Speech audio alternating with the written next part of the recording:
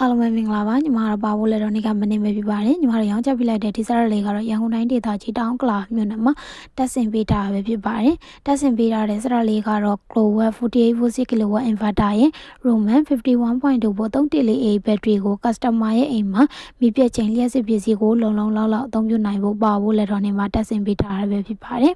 ဒီစရက်လေးမှာ inverter အနေနဲ့ကတော့အာမကန်2နှစ် 1+1 year ပေးထားပြီးဘက်ထရီအနေနဲ့ကတော့အာမကန်10နှစ်5+5 year ပေးထားပြီးပါဖို့ရဲ့ after sales service running ကိုလည်းတစ်နှစ်တိပေးထားပါသေးတယ်။ customer လူချင်းမရဲ့အိမ်မှာအသုံးပြုမှာကတော့ aircon ကိုအချိန်များအသုံးပြုပြီးကျန်တဲ့လျှက်စစ်ပစ္စည်းအိမ်သုံးပစ္စည်းတွေကိုမီးပြည့်ချိန်ဘက်ကတိုင်းလုံလောက်သုံးနိုင်ဖို့တက်ဆင်ပေးထားတာပဲဖြစ်ပါတယ်။ပါဖို့ကတက်ဆင်ထားတဲ့ဘက်ဆက်ရမဆိုတစ်နှစ်အတွင်း error တစ်စုံတရာပြည့်ခဲ့ရင် inverter ပြည့်ရင် inverter ဘက်ထရီပြည့်ရင်ဘက်ထရီအစားထိုးပေးသွားမှာဖြစ်ပြီး